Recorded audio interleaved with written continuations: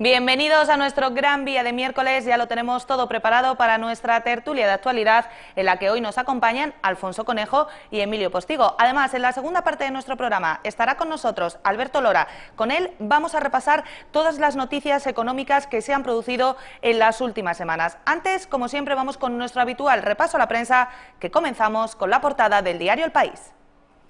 Ahí la están viendo. Esquerra rechaza la lista única para la independencia que propone Mas. Además, la creación de empleo en España vuelve a niveles previos a la crisis. Y de la portada del diario El País pasamos a la del diario El Mundo.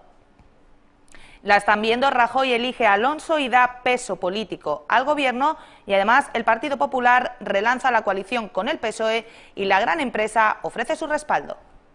Y de la prensa nacional pasamos, como cada día, al repaso de la prensa local, que comenzamos con la portada del diario El Faro, que hoy en su primera nos cuenta que Vivas defiende la moción sobre el paso de Benzú sin polémicas con delegación. Además, una empresa propondrá al Ministerio de Educación externalizar el servicio de los comedores. Y del Faro de Ceuta, como cada día, pasamos a la portada del Pueblo. La están viendo. Vivas no quiere confrontar con delegación tras su negativa a reabrir el paso de Benzú, y además, ya lo vieron ayer, la luz y el color de la Navidad inundan las calles de la ciudad. Y para finalizar vamos con la portada del diario digital Ceuta al Día. Ahí la tienen. Vivas aboga por no generar un clima de tensión con la delegación tras su portazo a reabrir Benzú, y festejos gastará 13.000 euros menos en las primeras fiestas de Navidad y Reyes después de Jaramillo. Pues bien, estos son todos los asuntos de la jornada. En unos minutos pasamos a repasarlos en nuestra mesa de actualidad.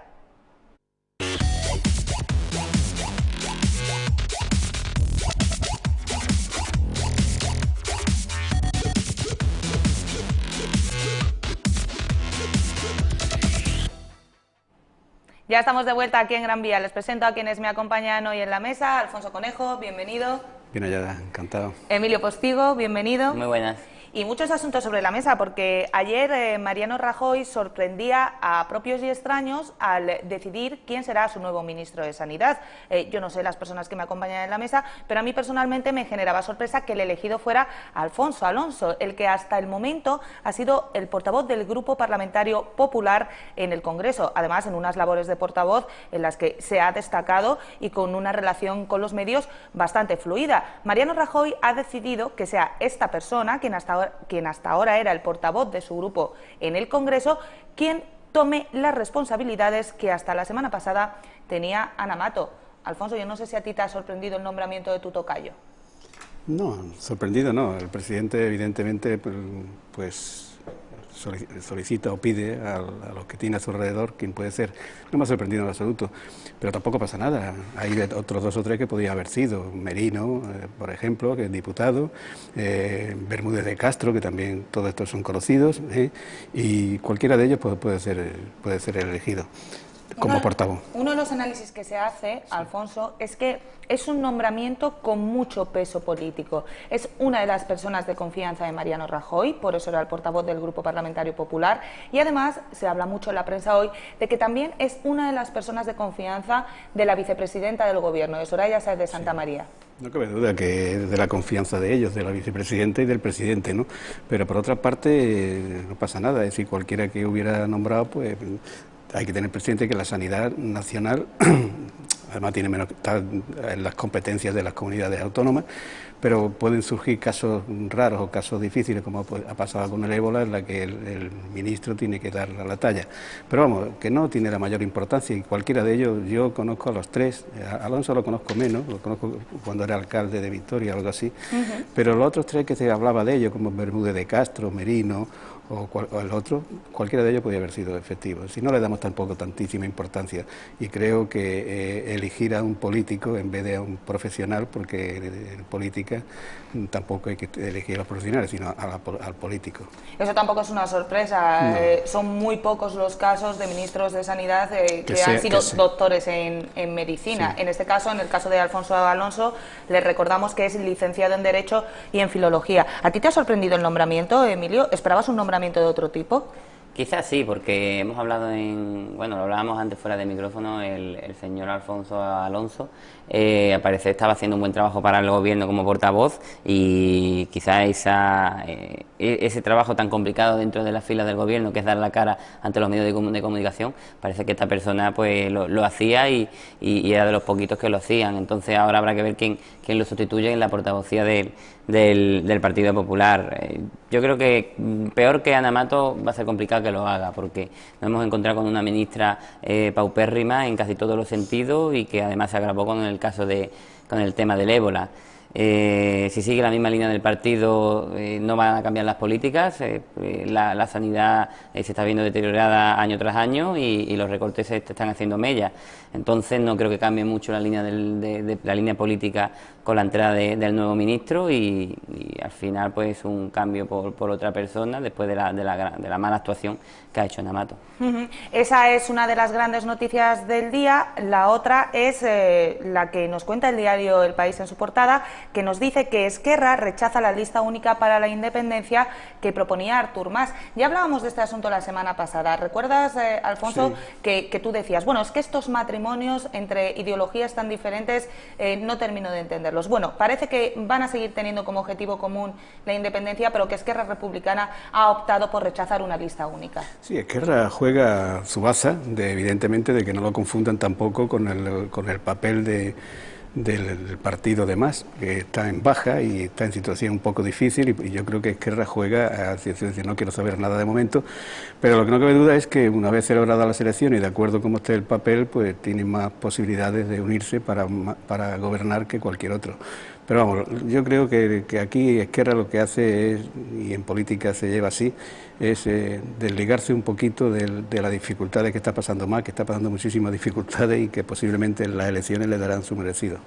Esquerra Republicana pone pie en pared y dice, sí, el asunto de la independencia muy bien, estamos de acuerdo, pero en todo lo demás yo no voy a hacer una lista conjunta. Emilio. Yo creo que Esquerra ha actuado de forma inteligente. Él sabe que la situación de Cataluña es muy complicada, no solamente por la problemática de la independencia, sino por todas las cuestiones sociales, paro, malnutrición infantil, pobreza. Cataluña está en una situación muy complicada y los últimos presupuestos de Artur Mas lo dicen, un déficit de más de 2.500 millones de euros. Entonces, Esquerra va a poner pies con pared, va a desligarse de la política local, de la política de Cataluña en lo que se refiere a servicios sociales y a inversión de servicios públicos, porque sabe que en eso están en las antípodas con el proyecto de Artur Mas, que como muchas veces hemos hablado, está centrado en ocultar todos los datos negativos de Cataluña y centrarse en la independencia. Por lo tanto, yo creo que electoralmente han actuado de forma inteligente, ya que el asemejarse en un proyecto común sería que los catalanes pues pudiesen rechazar, como parece que así va a ser con el partido de Mas. Alfonso, ¿a quién le hace más daño esta negativa de Esquerra? ¿A Convergencia y Unió o a Esquerra Republicana? De cara, como estamos hablando, a unas posibles elecciones autonómicas adelantadas. Esquerra lleva su norma y utiliza lo que ha hecho siempre, es decir, el más perjudicado es para sí, que con todas las cosas que han pasado y con todos los asuntos que llevan por delante, más y lo que ha ocurrido, pues se verá en más dificultades que Esquerra. Esquerra juega su partido y me parece bien que siga su misma ruta. A ver después de las elecciones qué es lo que pasa, pero lo que sí estamos seguros es que después de las elecciones pues podrá haber unión entre esos partidos, pero vamos, Esquerra lleva su idea, su nota y me parece bien. Unas elecciones que Artur Mas todavía no ha convocado. De hecho, se hablaba de que estaba esperando a la respuesta de Esquerra Republicana para decidir si convocaba esas elecciones plebiscitarias después de la consulta del 9N. ¿Crees que tras esta decisión de Esquerra Mas va a seguir en la línea de convocar esas elecciones autonómicas anticipadas de nuevo? Es que se encuentra en una situación complicada porque las últimas encuestas le dan de que pierde las elecciones en Cataluña después del gran resultado que consiguió en las últimas.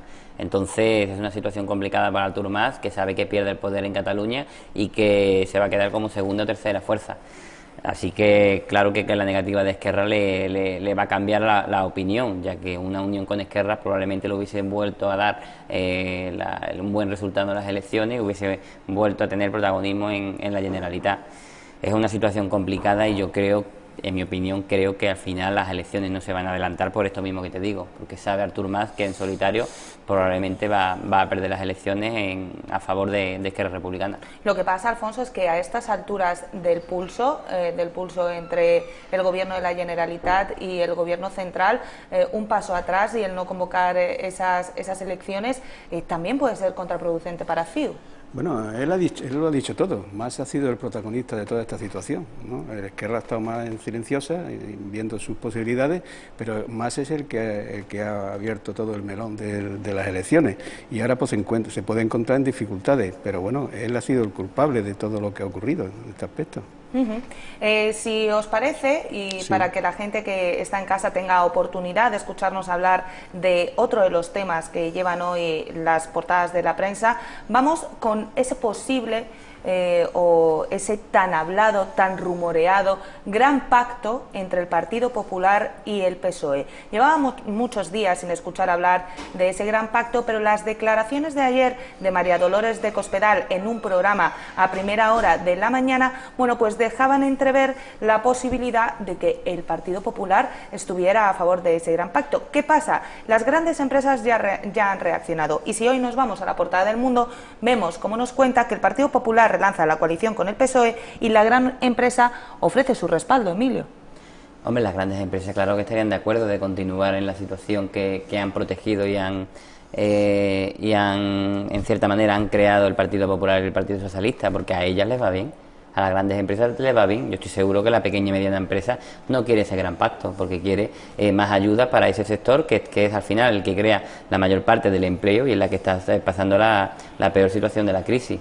Las grandes empresas estarían dispuestos con que PP y PSOE continuaran con la senda económica que han seguido en los últimos años, que han llevado a este país a una situación de crisis extrema y a una situación de desempleados y de pobreza como nunca antes habíamos visto. Así que yo creo que no debe sorprender a nadie que las grandes empresas de España estén de acuerdo con este pacto entre PP y PSOE. En cualquier caso, habría que ver que el PSOE quisiera formar parte de ese gran pacto, porque hasta el momento no parece que sus líderes estén muy por la labor. De hecho, escuchábamos ayer al secretario de Organización, a César Luena, diciendo que de ninguna de las maneras. Sí, a veces dan una de cal y otra de arena. En otras ocasiones he escuchado yo a Pedro Sánchez decir que en muchas cuestiones sí le gustaría pactar con el Partido Popular, quizás no en una gran coalición, pero sí en otras muchas cuestiones que quizás, como otros líderes sí han dicho, como Felipe González, se pudiese dar esa gran coalición. Son situaciones muy ambiguas donde hay veces que lo rechazan rotundamente y hay veces que quizás en una situación electoral en el Congreso de Diputados adversa para ellos, pues podría darse esa situación. Lo que está claro que todo esto lo ha promovido el impulso y el ascenso de una fuerza como Podemos, que viene a cambiar un poco todo lo que es el sistema económico y la versión política que se da en este país, y en el Partido Popular, en el Partido Socialista, hay miedo de que esta fuerza pues les quite a ellos peso y puedan verse en una situación de segundo o tercer partido. Alfonso, ¿tú estarías de acuerdo en esa gran coalición Partido Popular-PSOE? Tenemos que recordar que, por ejemplo, en un país como Alemania ya hay una coalición entre el partido de Merkel y los socialdemócratas. El mundo político actual evidentemente va cambiando y ha cambiado, y hay que darse cuenta que hoy son grandes partidos los que gobiernan los mayores países de Europa, y tampoco se ve mal de que pudiera haber al final una coalición entre los partidos mayoritarios. Es decir, la gente va apostando más por el bipartidismo en vez de varios equipos de gobierno que sean distintos. Es decir, la gente prefiere ese bipartidismo. Por tanto, no hay que darle la mayor importancia. Cada equipo, cada partido va a jugar a estas elecciones y después se verá lo que conviene para esa unificación. Yo no veo tampoco que es una cosa natural y lógica de que esto vaya ocurriendo, porque nos tenemos que ir adaptando a las circunstancias, y la verdad es que intentar gobernar con 5 o 6 partidos se hace dificilísimo. Por tanto, la gente va a ese tema de la unión. Y que los empresarios lo hayan apoyado, pues me parece bien que los empresarios apoyen, porque la empresa está clarísima. En la libertad de comercio que tenemos actualmente, la libertad de empresa que tenemos, si hay equipos que le están tachando y que están saliendo ya a la palestra diciendo que van en contra de esas uniones de empresarios, pues el dinero se va, el dinero fluye a otros países y como hay libertad de irse a otros sitios, pues eso lo tenemos que tener también muy presente, porque queremos una política, pero que se pueda hacer y que haya medios para hacerla bien. ¿A qué otros partidos te refieres con esos que dices que van en contra de los empresarios? El partido pequeño, yo tampoco le doy la mayor importancia. Por ejemplo, a mí le doy importancia a Podemos. Yo no quiero hablar de Podemos, ¿no? Podemos cuando gane las elecciones así, o cuando a ver el resultado que tienen, podemos hablar. Ahora mismo es un partido como otro más que se le está dando muchísima importancia por parte de toda la gente y todos los sitios, pero que todavía tiene que ir a la elección y tiene que ver cómo se resuelve y nada más. Los primeros que le están dando importancia parece que son el Partido Popular y el Partido Socialista.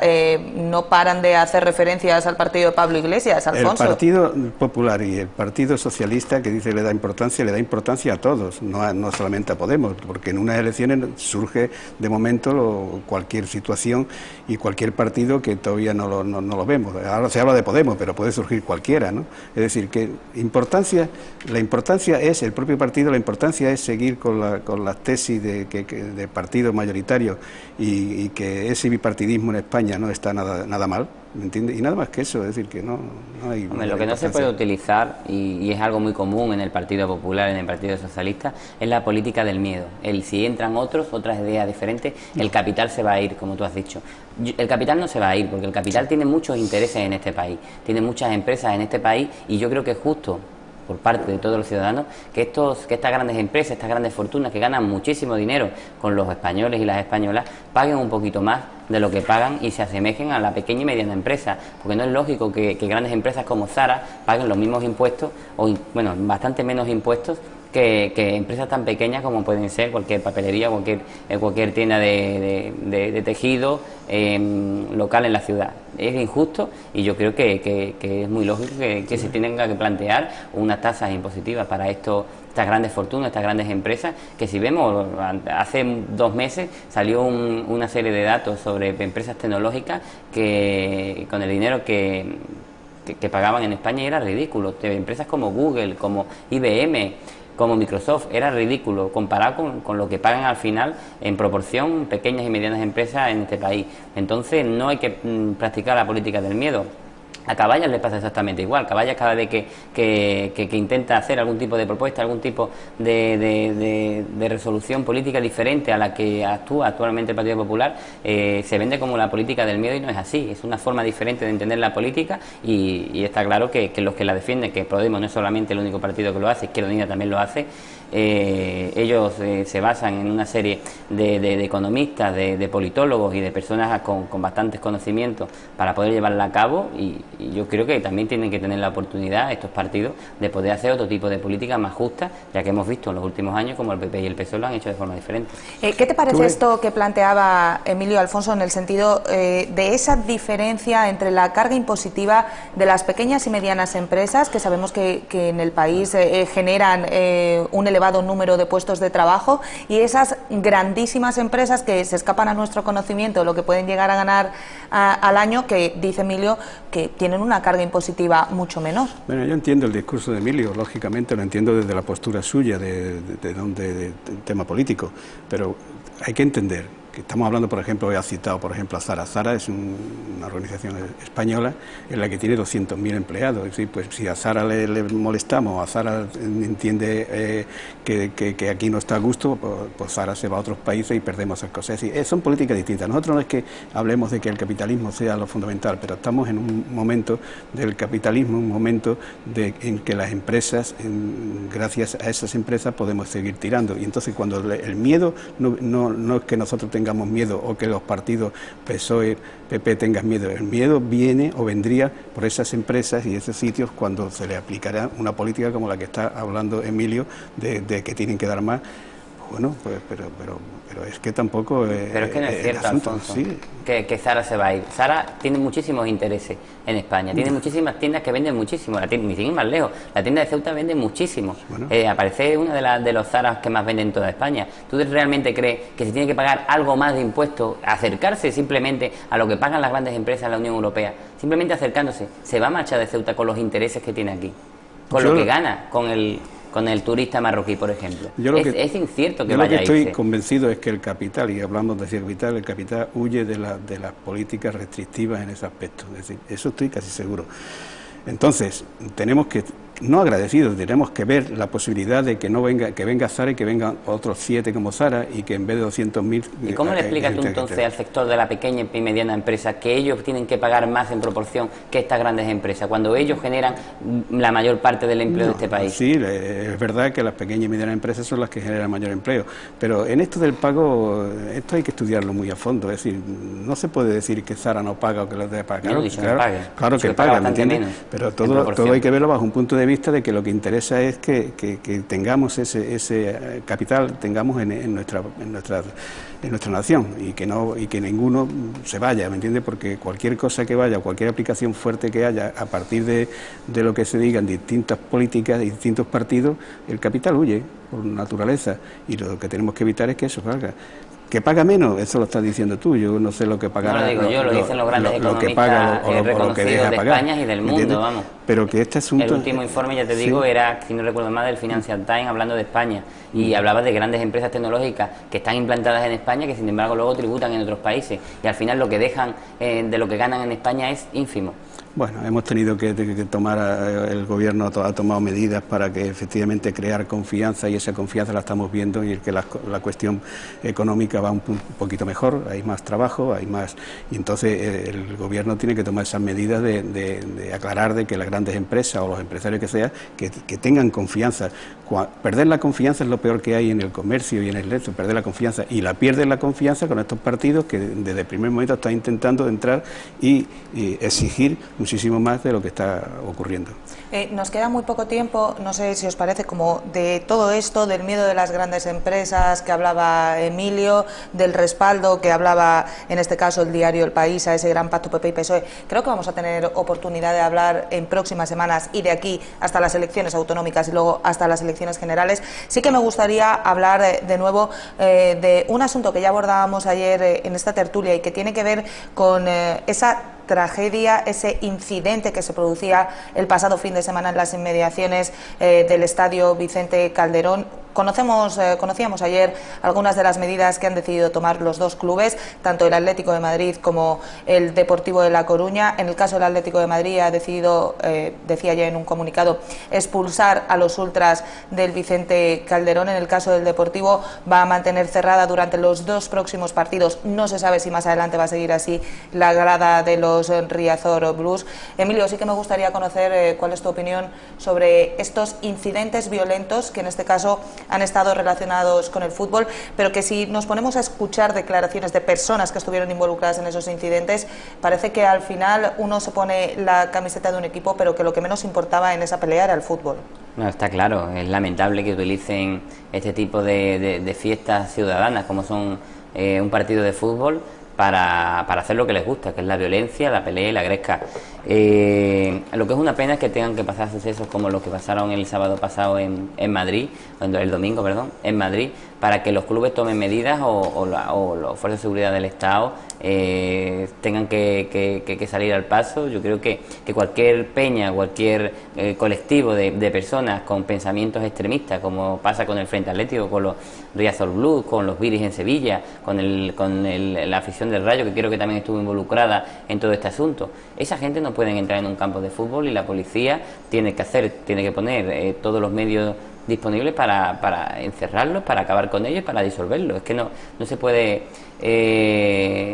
esperar a que pase una tragedia como la del domingo para hablar de que el Frente Atlético se va a disolver o para prohibir durante 2 partidos que los Riazor Blues no entren. Yo creo que cualquier equipo de fútbol tiene que prohibir cualquier peña o colectivo que muestren simbología o pensamientos de extrema derecha, de extrema izquierda y en definitiva radicales.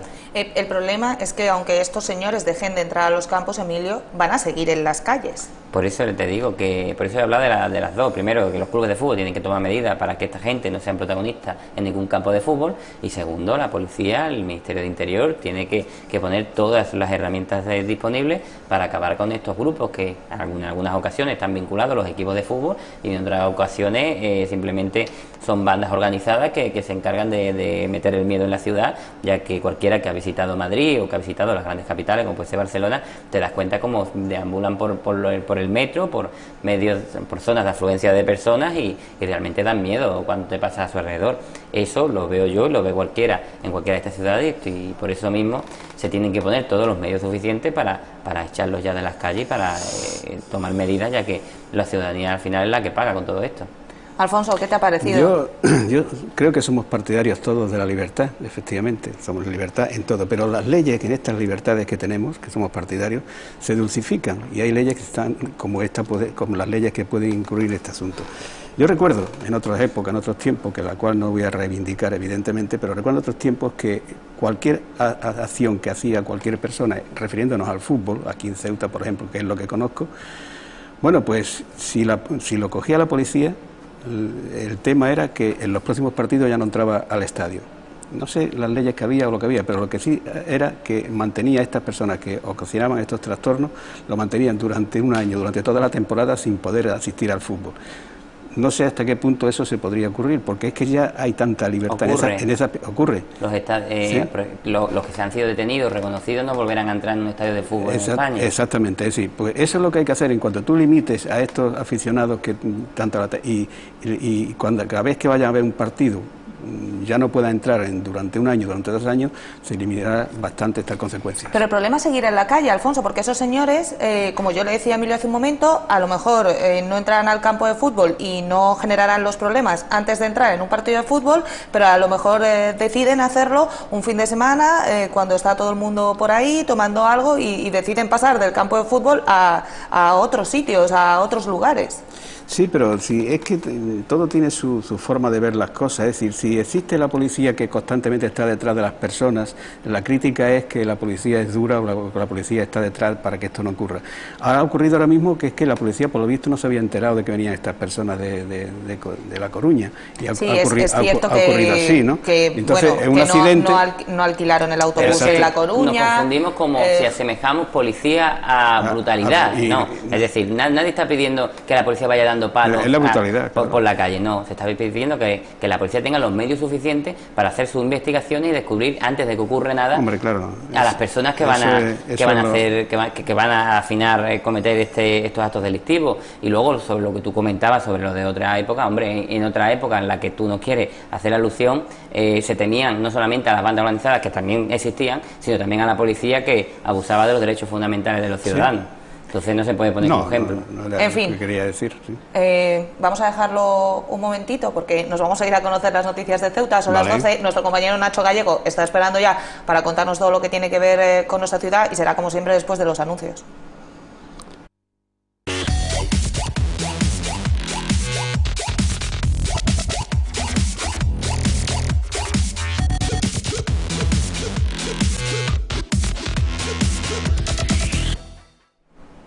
Ya estamos aquí de vuelta en Gran Vía, llega la hora de conocer las noticias de Ceuta, nos las trae como siempre Nacho Gallego. Nacho, ¿cómo va la mañana?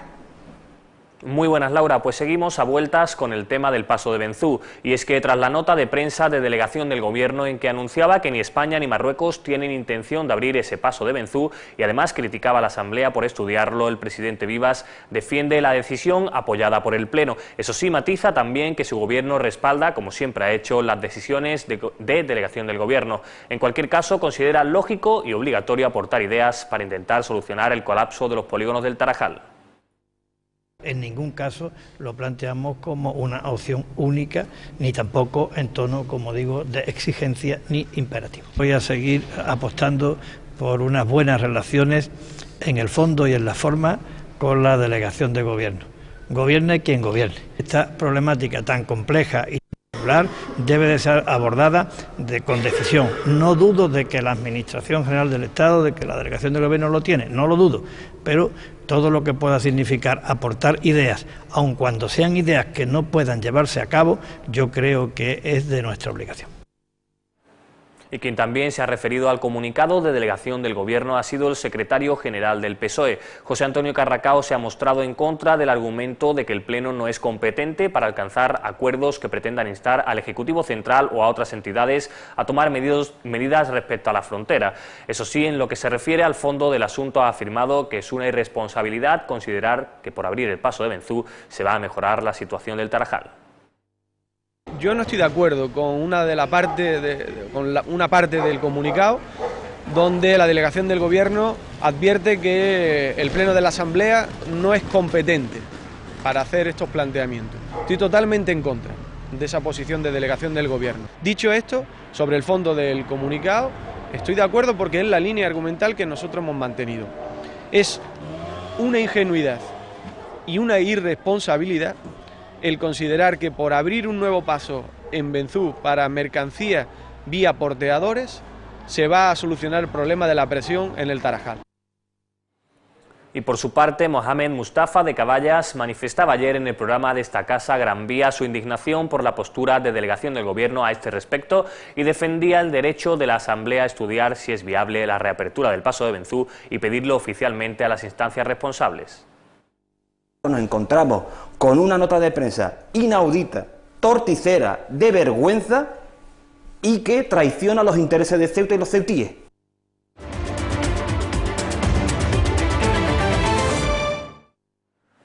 Hoy es el último día de las cuartas jornadas sobre maltrato infantil. La primera ponencia de la mañana ha corrido a cargo de Teresa de Gasperis, asesora legal de ACNUR, quien ha hablado sobre el procedimiento de asilo de los menores de edad.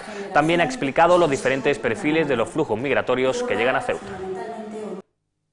Es muy importante tener en consideración esta idea para poder hacer, digamos, un control de las fronteras y una gestión de de las llegadas a nuestro país, teniendo en cuenta que nosotros tenemos que tener los mecanismos y las herramientas necesarias para poder detectar estas personas y sus diferentes necesidades.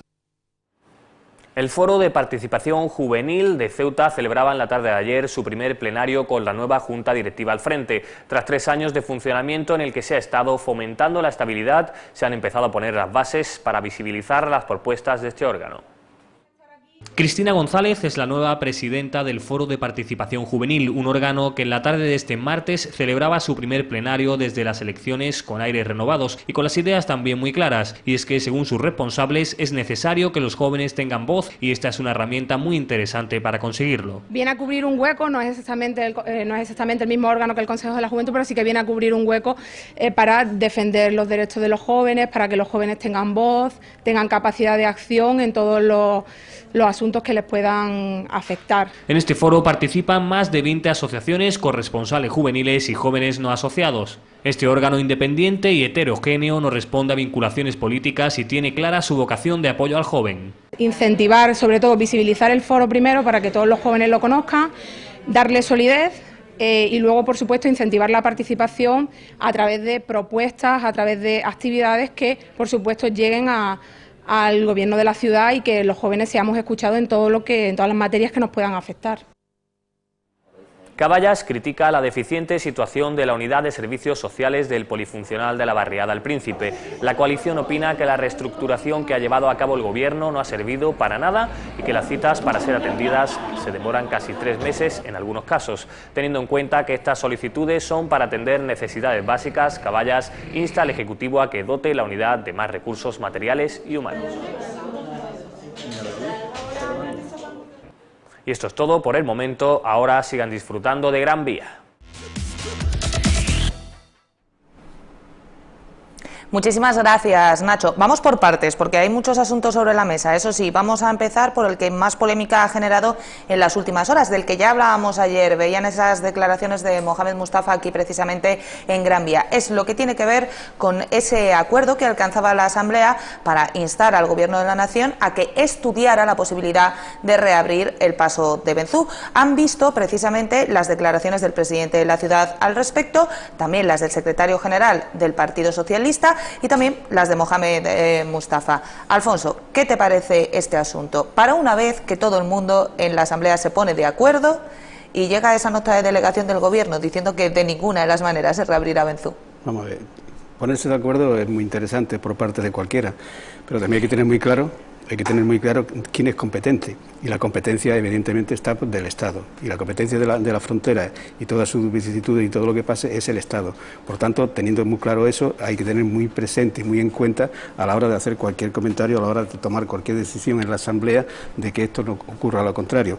Hay que entender también que tampoco ha sido muchísimo el que haya dicho la Asamblea, se haya llevado a efecto ese acuerdo, porque lo que se trata es que solucionar todas las papeletas que ocurran en la ciudad, es lo que se ha tratado por parte del Gobierno y por parte de la oposición al presentar esa moción. Pero es una moción evidentemente hecha por la oposición, la oposición que algunas veces lo que trata también es de confundir y que el Gobierno, malentender al Gobierno para que hagan cosas de ese tipo. Por tanto, que está bien de que se hagan proposiciones, pero también hay que tener presente esa proposición, quién es el responsable, y la responsabilidad es absolutamente toda del Estado. ¿Tú crees que la oposición, en este caso Caballas, que era quien planteaba la propuesta, lo que ha tratado ha sido de confundir al Gobierno y el Gobierno se ha confundido? Pues yo trato, por experiencia te lo digo, que a veces la oposición, muchísimas veces no está. Ahí tiene el ejemplo del PSOE, que dice, que habla de una cosa y de otra. En fin, ahora hablaremos de José Antonio Carracá. Lo que trata es confundir y ver la posición, porque aquí ahora mismo las cosas tienen que estar claras. Mira, es una propuesta la que se hace, es una proposición que hace un equipo de la oposición, y había que decir claro que eso no es competencia de la ciudad en absoluto. Que estamos de acuerdo en que las cosas se solucionen, claro que sí, vamos a verlo de qué forma, pero es que la competencia es del Estado enteramente. Emilio. Hombre, está claro que nosotros no intentamos confundir a nadie, nosotros lo que intentamos es buscar soluciones a los grandes problemas que tiene la ciudad. A veces es bueno tener experiencia, pero muchas veces la experiencia falla. En este caso yo creo que no es correcto, Alfonso, que la oposición esté trabajando simplemente para confundir. Caballa presenta una idea, una propuesta para intentar solventar primero la situación económica de la zona de Benzú, ya que sería un impulso económico para ellos que se abriese la frontera por aquella zona, y luego para descongestionar la zona de la frontera del Tarajal, que cada día surgen más problemas y cada día vemos en el periódico pues más conflictos en aquella zona. Son situaciones que se dan. Yo creo que aunque la competencia no sea por parte de la ciudad, sí tiene toda la responsabilidad de buscar las soluciones para sus ciudadanos, para la gente que ha confiado en ellos y que piden que se les represente. Y me parece de una falta de respeto tremenda la delegación de gobierno, la actitud de la delegación de gobierno, que en vez de sentarse y hablar sobre la propuesta que han hecho legítimamente los ciudadanos y ciudadanas de Ceuta en representación en la Asamblea de la Ciudad, simplemente manda una nota de prensa intentando echar por abajo cualquier tipo de acuerdo y desafiando a la propia representación en la Asamblea. A mí me parece de una falta de respeto tremenda a los propios ciudadanos que han confiado en esos concejales para representar y para buscar soluciones a sus problemas, y no estoy para nada de acuerdo en que si una cosa no es de tu competencia no vas a apostar y vas a luchar y vas a fomentar propuestas para intentar buscar solución. Por ejemplo, con temas educativos. La educación es un tema de competencias del Estado, de la Dirección Provincial de Ceuta, y sin embargo estoy seguro que la ciudad hace propuestas y los grupos de la oposición hacen propuestas para mejorar la educación de los ciudadanos de Ceuta. Caballas es consciente que la reapertura del paso de Benzú no es una competencia de la ciudad, es una competencia del Estado. Claro que sabemos que es una competencia del Estado. Ahora, ya que ha habido un acuerdo plenario, lo que tiene que hacer el Gobierno de la ciudad es trasladar esta opinión a la delegación de gobierno y consensuar entre las dos administraciones e incluso a los partidos que han votado a favor de ella, pues cómo se podría hacer y buscar las soluciones posibles para que estos ciudadanos pues se beneficien de dicha propuesta. En cualquier caso, el acuerdo plenario no era reabrir el paso de Benzú, sino estudiar la posibilidad. Claro, porque nosotros lo que estamos es buscando soluciones para los problemas de Ceuta. Sabemos que no se puede, que una vez de que se produce el acuerdo plenario no va a ir mañana nadie y va a abrir la verja y ya no va a haber ningún tipo de problema. Hay que estudiar la posibilidad de reabrir, hay que ver los beneficios, hay que ver los contras, hay que estudiar las posibles soluciones ante los problemas que tiene la ciudad. En este caso, vemos como el delegado del gobierno y la delegación que él gestiona se cierra en banda, manda una nota de prensa y simplemente falta el respeto a todos los ceutíes que han votado a estos representantes para buscar estas soluciones. Hemos hablado de esa polémica entre el acuerdo del Pleno y la delegación del Gobierno, pero veíamos también las declaraciones, lo decías tú antes, del portavoz del Grupo Parlamentario Socialista en la Asamblea y además secretario general del PSOE, José Antonio Carracao, diciendo, por un lado, que no está de acuerdo con lo que dice la delegación de que el Pleno no puede alcanzar ese acuerdo, que el Pleno tiene todo el derecho a alcanzar el acuerdo por el que se instaba a estudiar la posibilidad, pero por otro lado, hablando de ingenuidad o irresponsabilidad de quien piense que por reabrir Benzú se va a solucionar el problema del Tarajal. ¿Te sorprende esta doble opinión, Alfonso? Me sorprende porque el secretario del Partido Socialista conoce perfectamente lo que ocurre y a las circunstancias que nos llevamos. Esto es un asunto que no es de España entero, es un asunto también de nuestros vecinos de Marruecos. Entonces el acuerdo tendría que llegarse por esas circunstancias y ese acuerdo y esa situación tendría que plantearse desde otros momentos y otras personas y otros políticos para que eso se solucione. Es Marruecos y es España los competentes y los que llevan esta situación de la frontera y cualquier cosa que se haga ahí. Y todo lo demás que se hable, me parece bien que alguien lo diga y que alguien lo plantee, pero a niveles de ejecutivo y a niveles de que sea así, eso es competencia de Marruecos y competencia del Estado español y nada más.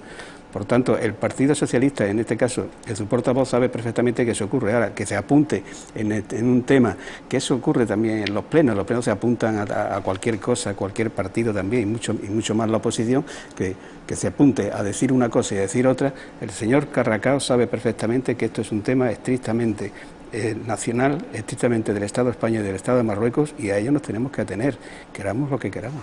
De hecho, este punto fue uno de los que generó más polémica en el Pleno, no entre Caballas y el grupo mayoritario, el Grupo Popular, sino entre el Grupo Caballas y el Grupo Socialista. Veíamos como había un acalorado debate entre Juan Luis Arostegui y José Antonio Carracao. José Antonio Carracao ya expresaba en el Pleno esta opinión, a pesar de todo votaba a favor.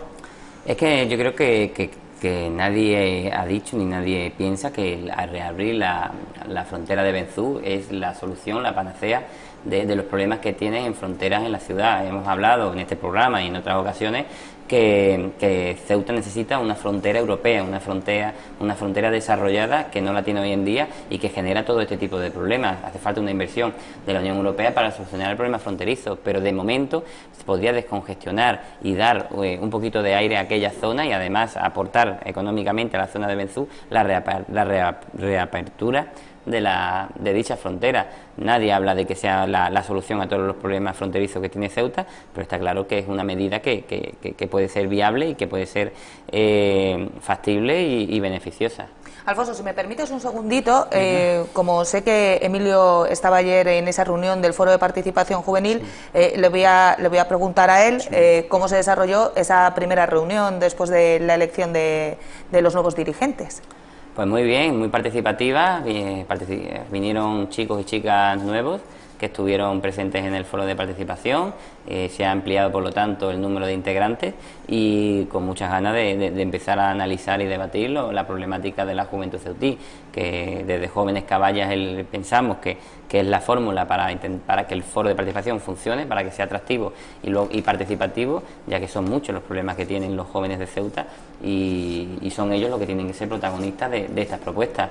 Creo que si ese es el camino del foro de participación y así Jóvenes Caballas lo va a trasladar, creo que va a ser beneficioso y en breve tiempo podremos ver diferentes medidas y propuestas que salgan desde este mismo órgano. Lo cierto es que en los últimos años desde su creación tampoco ha sido un órgano que haya dado para mucho, en el sentido de que no hemos visto muchas propuestas, no hemos visto muchas iniciativas, en fin, que se creó, que parecía que iba a ser algo que iba a funcionar y sin embargo estos primeros años ha estado un poco latente, Emilio. Sí, porque eso tuvo un principio complicado. Nos hemos encontrado enfrente a una organización, nuevas generaciones del Partido Popular, que no ha funcionado de forma limpia en el foro, que no lo ha hecho como debiese. Hemos mantenido reuniones de 3 horas con jóvenes que no tienen nada que ver con política y que una vez votadas las propuestas que se iban a llevar a cabo desde el foro de participación, por falta de 2 personas para que haya quórum, había 16 faltaban 2 para hacer 18, después de 3 horas Nueva Generación del PP ha impugnado la reunión. de esa forma era muy complicado que prácticamente saliese adelante. Ha costado muchísimo hasta el propio reglamento del foro de participación, que se va a ratificar con esta nueva ejecutiva, así que imagínate presentar cualquier tipo de propuesta que afecte a la problemática de los jóvenes. Nos hemos encontrado enfrente a algunas organizaciones que no han querido que esto funcionase y que espero que también con la renovación que parece que va a haber en ellos mismos, pues funcione de forma diferente y podamos dar mayor utilidad al foro de participación. Alfonso, con problemas desde pequeñitos, ¿eh?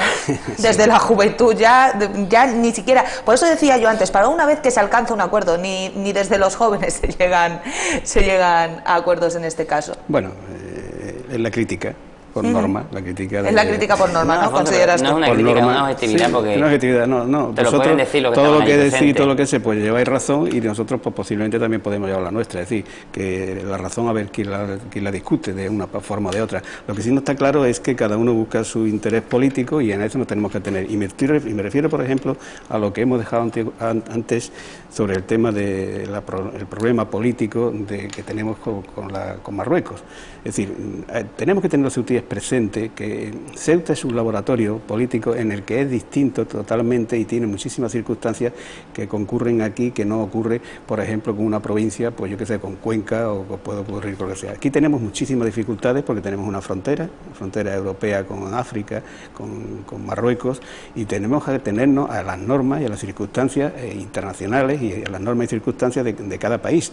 Y es un poco difícil encontrar una solución a muchos casos como el que antes hemos hablado del tema de la frontera y todo ese asunto. Por tanto, es una situación de Ceuta que debemos de entender los ceutíes, que es un poco complicada, es un poco que no es que Ceuta sea un problema, Ceuta no es problema, pero sí tiene problemas y a esos problemas hay que adaptarlos y hay que ver las circunstancias y el estudio de cada uno de ellos para llevarlo a efecto. Por tanto, hay que verlo bajo ese punto de vista, no sobre todo que quiero esto, vamos a reivindicar esto y vamos a reivindicar. Ceuta es un poco distinta a como puede ser cualquier provincia española. Mucho atenernos a las normas, pero tú te acabas de saltar las mías, ¿eh?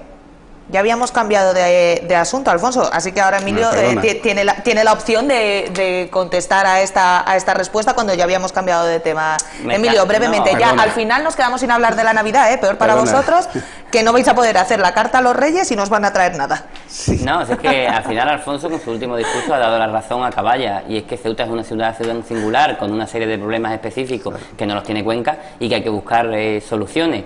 ¿Cuáles son las soluciones? Pues, por ejemplo, estudiar la reapertura de la frontera de Benzú.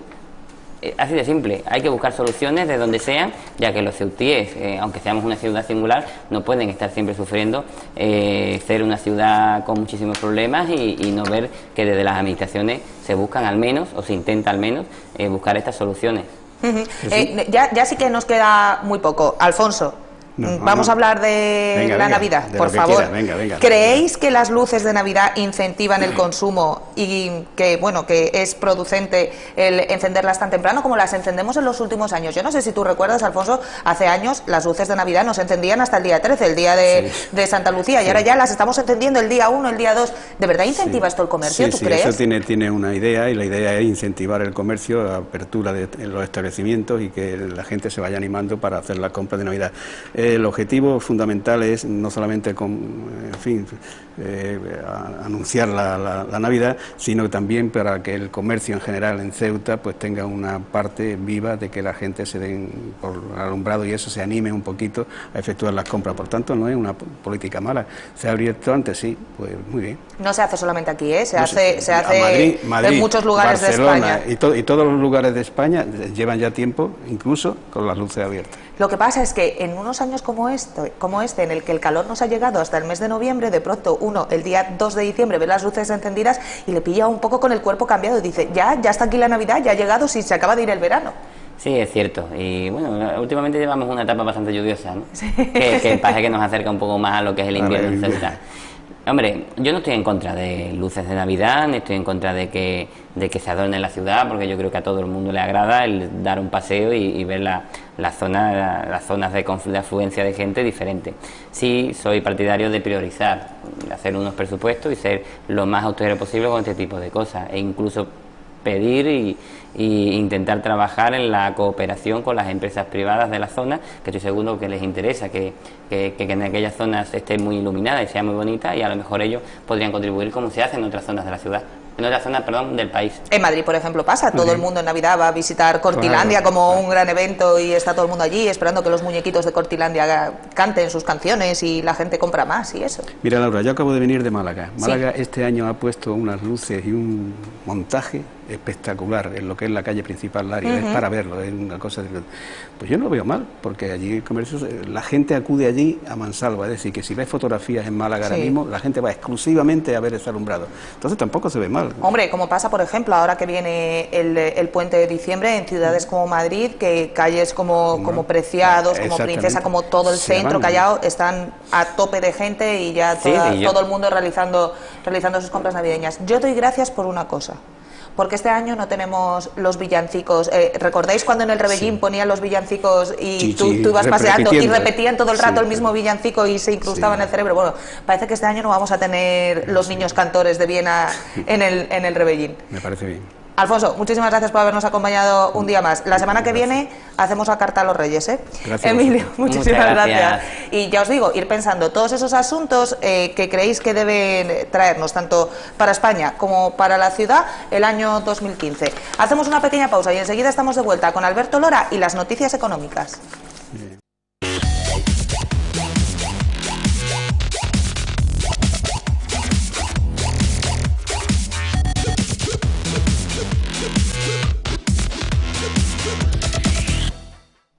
Ya estamos de vuelta y como cada miércoles está conmigo Alberto Lora, bienvenido. ¿Qué tal, Laura? En esta ocasión llevamos varias semanas de monográfico sobre algunos asuntos que nos interesaba tratar porque creíamos que la gente tenía que ir conociendo un poquito más y habíamos dejado un poco abandonada nuestra sección de noticias. Así que en la jornada de hoy lo que vamos a hacer es recapitular todas esas noticias que nos hemos ido perdiendo, que no hemos ido comentando en las últimas semanas. ¿Comenzamos, Alberto? Vale, también lo que quiero hacer es que no sea como las antiguas intervenciones, que ha sido monotema, digamos, de aquí suelto el rollo y ya está, sino que quiero que... Interactuamos. Perfecto. Bueno, la primera noticia que traigo es la que todos sabemos que está en boca de todo ahora mismo, que es la modificación del famoso artículo 135 de la Constitución.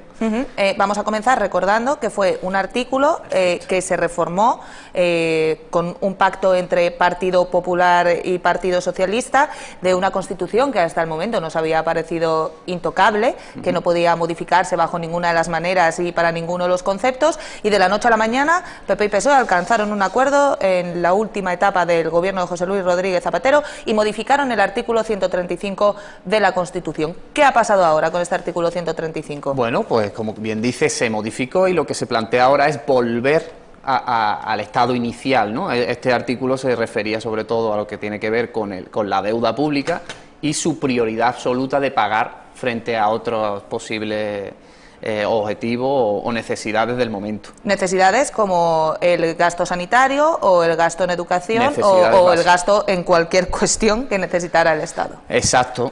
En este caso, pues bueno, hay gente que está a favor de que se hiciese en ese momento, hay gente que está a favor de que se modifique de nuevo, hay gente que está en contra. Entonces, bueno, yo sí puedo dar mi punto de vista. Por supuesto. Ya te digo que esto quiero que sea un debate. Sí.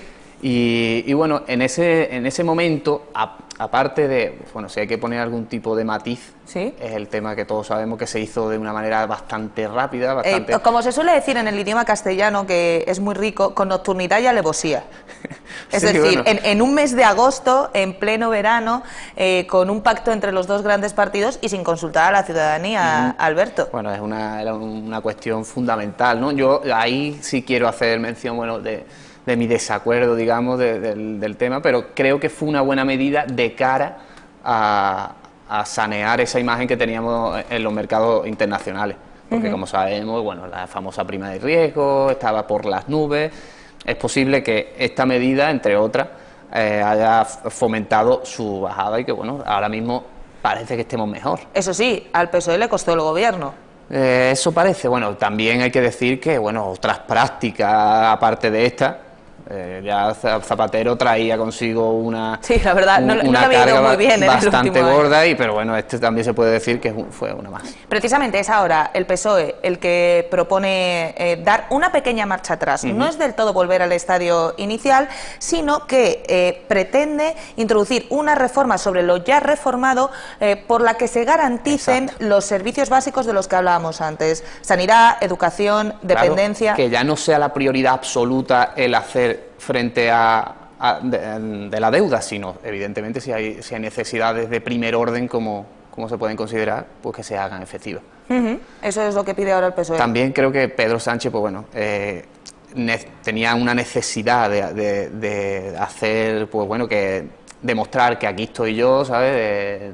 Liderando el PSOE, y hay que hacer pues cosas que la veo acertadas, también hay que decirlo, porque ahora mismo ya no estamos en la situación que estamos y hay que hacer modificaciones. Lo que parece por el momento es que el Partido Popular no se muestra a favor de esta reforma de la reforma, o sea que a no ser que el PSOE ganara las elecciones, veremos a ver cómo... Todavía queda un año, de momento el 135, Alberto, se va a quedar como está.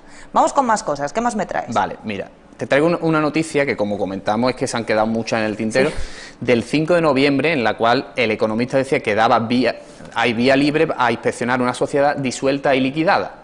Es decir, que ya no existe. Exactamente, una empresa, como por desgracia ha habido tanto en esta crisis, se haya disuelto, se haya borrado del mapa mercantil, digamos, el Tribunal Supremo ha dictaminado que puede ser inspeccionada por Hacienda incluso una vez disuelta. ¿Qué quiere decir esto? Que los socios, los antiguos socios, no quedan totalmente exentos de esa carga. ¿Sabe? Que ojo con las prácticas que se pueden llevar a cabo en una empresa diciendo, bueno, después la liquidamos y fuera. ¿Más de uno se estará llevando las manos a la cabeza en este momento?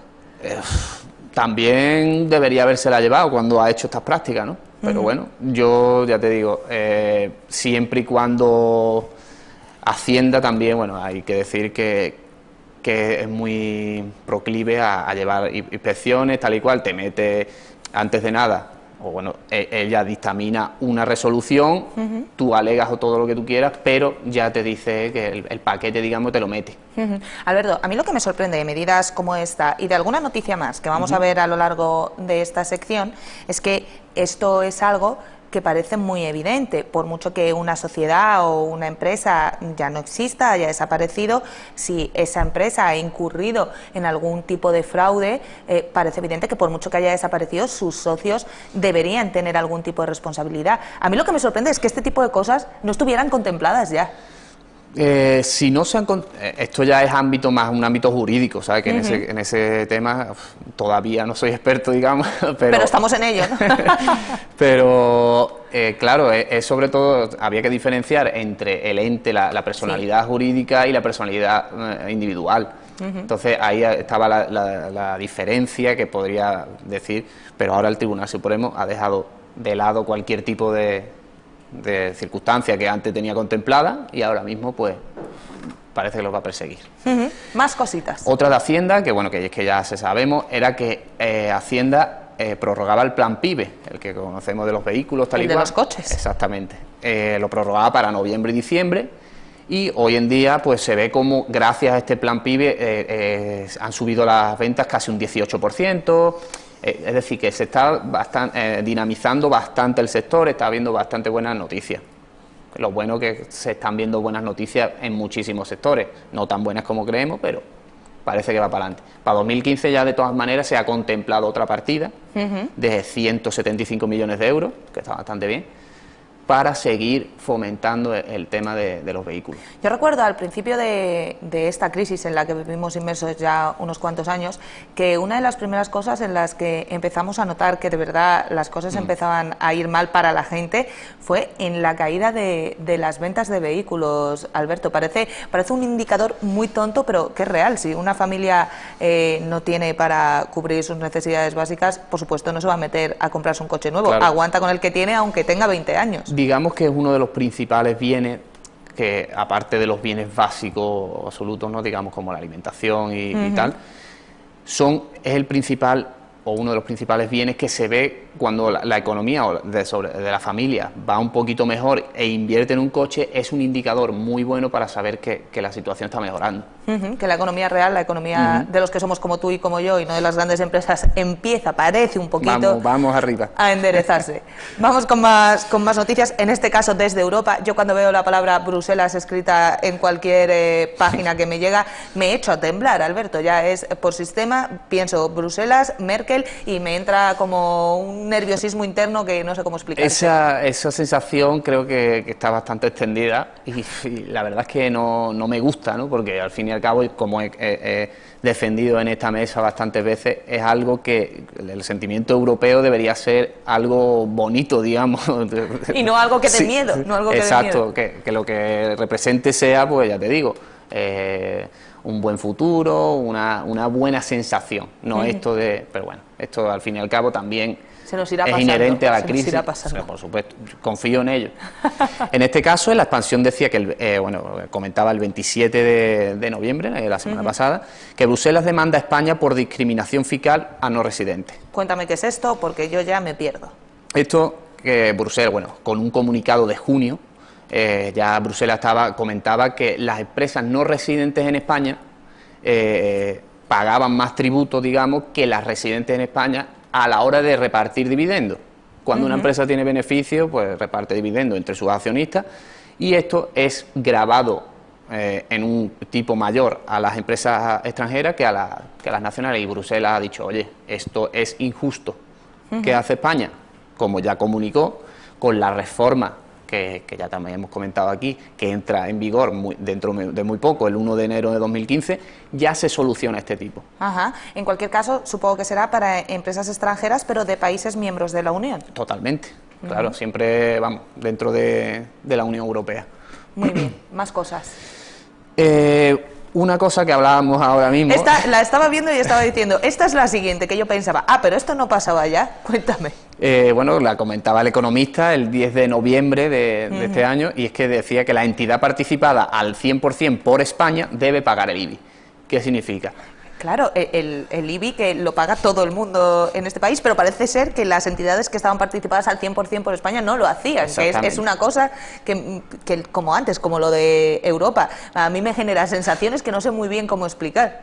No sé si es indignación o cómo sorpresa definirla. Entre todo, parece ser, ¿no? Pero bueno, ya se ve por lo menos que este tipo de cosas que se suponen que ya tendrían que estar en vigor, ahora mismo sí está en vigor, Laura, entonces supongo que poco a poco iremos... Lo que uno se pregunta es, ¿qué hemos hecho durante los últimos 35 años?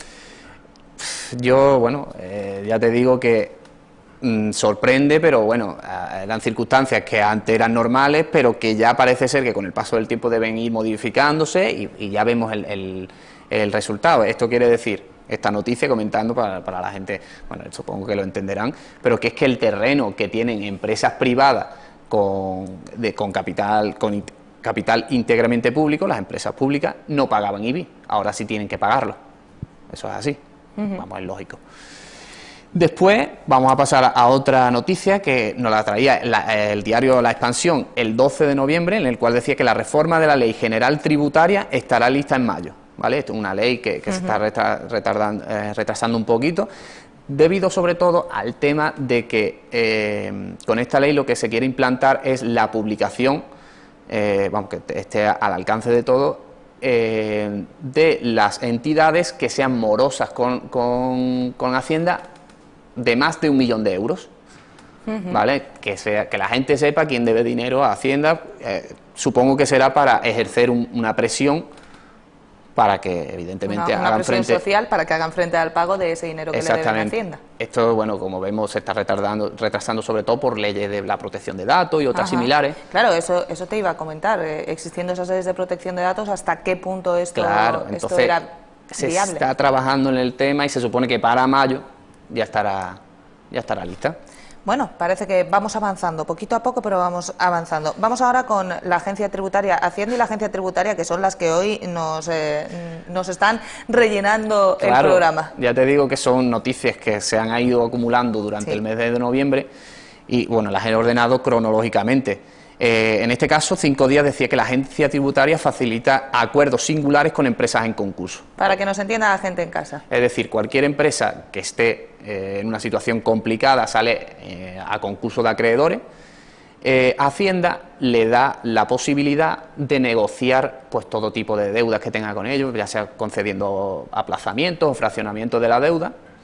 Pero la novedad, bueno, esto evidentemente se producía antes, la novedad es que si una empresa sale, es decir, dice que están en concurso de acreedores, posteriormente a esta fecha se puede negociar con Hacienda. Antes no, antes era o negocias antes, sí, o ya no negocias. Exactamente. Esto, bueno, yo lo veo bien también porque ya se sabe que Hacienda al fin y al cabo debe facilitar el tema de los pagos de los impuestos, sea como sea la circunstancia. Y que en la mayor parte de los casos, cuando una empresa llega a esta situación, no es porque quiera, claro, es no porque, siempre, supongo, porque las cosas se han ido desarrollando de la manera que han venido en los últimos años. Y bueno, pues no está de más también un poco de apoyo, sobre todo a esas pequeñas y medianas empresas, Alberto, totalmente, de las que yo siempre me acuerdo, que el crédito prácticamente no les llega. Bueno, pues si tienen que cerrar, si se ven en una situación de este tipo, por lo menos tener una vía de escape por ahí. Perfecto. Vale, bueno, la siguiente noticia la publicada también 5 días y la cogí sobre todo de cara a recordar algo de lo que ya hemos hablado, de la reforma fiscal para 2015, en el cual pues se reducen los tramos y se reducen las cargas fiscales en el impuesto de las personas físicas. En el IRPF. Exactamente. Entonces yo quería, vamos, la pongo aquí para recordar a la gente lo que hemos hablado. Que además el 1 de enero de 2015 está ya a la vuelta de la esquina, ¿eh? La gente que empieza a tomar nota de lo que tiene que ver con el IRPF. Ya estamos en diciembre, que es que dentro de un mes está ya la nueva ley fiscal, las nuevas medidas, y hay que tenerlas en cuenta. Sobre todo ya hablamos también del tema de los inmuebles, las ventas, estas cosas, y que hay que tenerlas en cuenta, porque es que se nos acaba el plazo. Sí, y que además son cosas a las que yo lo he comentado contigo muchas veces. Antes de vernos ante la situación de crisis que venimos pasando, muy poca gente hablaba de economía, y una sección como esta que tenemos hoy tú y yo en Gran Vía y que mantenemos desde el año pasado, era prácticamente imposible pensarla, porque la economía era un asunto que parecía que no interesaba a nadie más allá de los que se dedicaban a las cuestiones que tenían que ver con la economía. Sin embargo, de un tiempo a esta parte, todas estas pequeñas cosas que antes tú las oías en las noticias, sí, va a haber una rebaja del IRPF, y tú mentalmente anotabas, bueno, pues ya lo veré en la nómina a partir del mes de enero del mes que viene. ¿Sabes? Que baje bueno. Que simplemente subir, ¿no? era así como lo veíamos, o va a haber una subida y decías, bueno, jolín, pues me van a quitar un poco más, pero bueno, también ya lo veré a partir de la nómina de enero. No, ahora la gente ya está muy pendiente a estos asuntos. ¿Qué va a suponer esta rebaja en el IRPF? Para un salario medio, Alberto, tampoco nos vamos a poner para las personas que ganan muchísimo. Evidentemente, bueno, eso es lo que la gente, es decir, aciertan en sus previsiones. Esto va a afectar a que se va a pagar menos impuestos del salario de una persona. Va a fomentar, como comentamos, puede fomentar el consumo, va a haber más dinero en la calle y puede reactivar la economía. Yo veo, evidentemente, acertada este tipo de... se pagan menos impuestos en las nóminas, por decirlo de alguna manera, pero sí es verdad que si yo ese dinero que gano más, es decir, que no me retienen, lo invierto en consumo, al final estoy pagando impuestos indirectos a través del IVA. Totalmente. ¿Pero qué ocurre? No, eso es evidente. Siempre que haya consumo, el IVA va a estar grabado, pero la reactivación, es decir, que la gente... El problema de las crisis es que se tiende al ahorro, ¿me explico? Porque si la renta que se forma del consumo y del ahorro, en tiempos de crisis siempre se tiende más al ahorro, y lo que hace es mermar la actividad económica, hace que, como comentamos, haya menos dinero en la calle, menos generación de IVA, el comerciante obtiene, aunque tenga que pagar un impuesto, que al fin y al cabo lo pagan los consumidores, le da pie a obtener más rendimiento. Eso puede repercutir en contratar a alguien más porque el volumen de trabajo es mayor, y es lo que decimos que reactiva la economía. Que al fin y al cabo impuestos vamos a pagar siempre, pero siempre es bueno que se paguen impuestos debido a que gastamos más, no creo que nos lo quiten. Exactamente. Nos queda poco tiempo. nos quedan 3 cuestiones que queríamos abordar también en este programa. Pero lo vamos Una de ellas es la cuestión de moda, que es ese documento marco del programa económico de Podemos. Si te parece, como este asunto va a seguir generando noticias en los próximos días, podemos guardar lo que tiene que ver con el programa, con el documento marco para el programa económico de Podemos para la sección de la semana que viene, y vamos a terminar de repasar estas noticias del mes de noviembre, que ya si no, para la semana que viene se nos van a quedar muy atrás. Claro, ya que no se queden de nuevo en el tintero. Vamos con ellas en la jornada de hoy y la semana que viene vamos con el documento. Las comentamos rápidamente. Bueno, al fin y al cabo era destacar que ABC publicaba el 25 de noviembre que los bancos pagarán en diciembre el impuesto a los depósitos de 2014. Los depósitos bancarios están grabados por una tasa impuesta por el gobierno, que en este caso es el 0,03%. Y esto lo que está haciendo, ahora vemos noticias que está recaudando alrededor de 200 millones de euros. Una buena noticia también, que bueno, tanto que se sabe que a las grandes multinacionales, los bancos, como son grandes empresas, pues bueno, también hay que apretarle un poquito el cinturón en estos tiempos. Y la última que nos queda, que a mí esta me encanta, 2018, el año en el que dejarán de existir los paraísos fiscales. ¿Pero esto es verdad? Esto yo creo que también Expansión aquí, que es el que da la noticia, ha tirado un poquito de sensacionalismo ¿no? De dar un titular, de decir... Sí, de dar un titular que todo el mundo entre a leer la noticia. Claro, 2018, el año que dejarán de existir los paraísos fiscales. ¡Oh, madre mía! Yo realmente, o igual que cualquier persona que se pare a pensar, esto no se lo cree. En el sentido de que, ¿qué ha pasado? Que Suiza ha cedido a intercambiar información con los países de su actividad, digamos. Es Suiza. Hay muchísimos otros paraísos fiscales. Paraísos fiscales. La gente, en cuanto vea esto, pues evidentemente, en vez de irse a Suiza, pues se va a las Islas Caimán, o se va a millones de sitios, a Hong Kong, o incluso, como vemos, hay ciudades que son paraísos fiscales, que no hacen falta irse tan lejos. Irse a un país, ¿sabe? Que a lo mejor, por ejemplo, Londres, Milán son paraísos fiscales, ciudades que, por ejemplo, Cameron ha declarado la guerra a esta evasión de impuestos. Y yo lo veo lógico, porque es que el paraíso fiscal, siempre que existe un paraíso fiscal, creo que hace bastante daño a la economía, ¿sabes? Algo que no esté regulado o que no sea de conocimiento de todo el mundo, sabe Dios lo que puede haber ahí. Y que en España nos hemos encontrado en los últimos tiempos como de pronto el capital huía hacia Suiza. Da pie a malas prácticas como esta, que bueno, que siempre habrá empresarios y gente que realmente tenga dinero legal, que las tenga allí, perfecto, pero da pie a otras prácticas que no son. Pues Alberto, con esto lo vamos a dejar por esta semana. Hemos hecho un repaso rapidísimo a lo que ha sido el mes de noviembre en las noticias económicas. Nos guardamos para la próxima semana, la última semana de programa antes de Navidad, lo que tiene que ver con ese documento marco de Podemos y las noticias que vayan surgiendo a lo largo de estos días en materia económica. Muchas gracias, como siempre, por haber estado con nosotros. Nosotros nos vamos ya. Recuerden que volvemos mañana con nuestra tertulia y con muchísimas más cosas aquí en Gran Vía. No se lo pierdan. Hasta mañana.